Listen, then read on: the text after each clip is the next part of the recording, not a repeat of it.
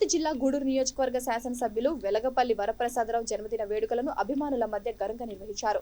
MLA నివాసంలో పట్టణ అధ్యక్షులు బొమ్మిరెడ్డి శ్రీనివాసులు ఆధ్వర్యంలో కేక్ కట్ చేశారు. గూడూరు గవర్నమెంట్ హాస్పిటల్లో రోగులకు, గర్భిణులకు బ్రెడ్ అండ్ ఫ్రూట్స్ పంపిణీ చేశారు. ఆ తర్వాత టవర్ క్లాక్ కూడలి నందు సతీష్ రెడ్డి, సునీల్ రెడ్డి ఆధ్వర్యంలో భారీ స్థాయిలో అన్నదాన కార్యక్రమం ఏర్పాటు చేశారు. ఈ కార్యక్రమంలో వైసీపీ కార్యకర్తలు పాల్గొన్నారు.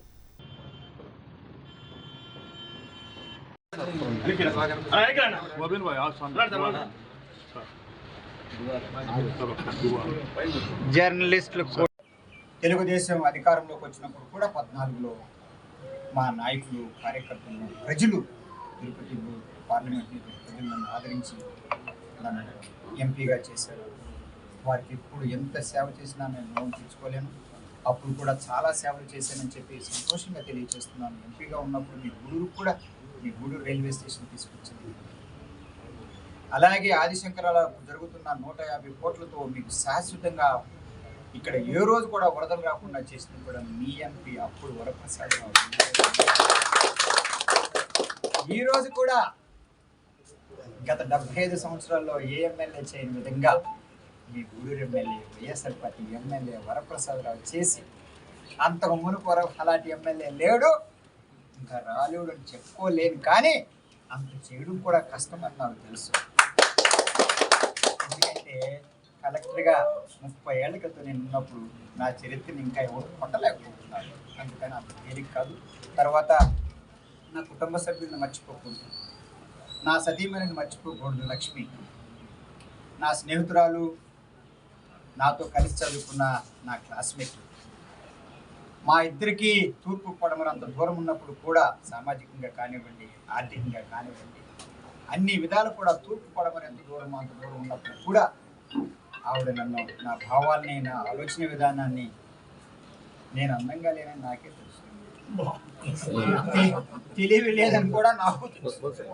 అయినప్పుడు కూడా ఆ లక్ష్మి వచ్చి మా జీవితాన్ని పంచుకోవడానికి వచ్చింది కనుక ఇప్పుడు భర్త ఉండి కూడా దాదాపు నెలలో 25 రోజులు ఒంటరిగా ఉండడం జరిగింది. ఎందుకంటే కొడుకులు, కూతుళ్ళు, మనవుళ్ళు, మనవరాలు ఉన్నప్పుడు కూడా భర్త ఉన్నప్పుడు పక్కన ఉన్నది సహజం.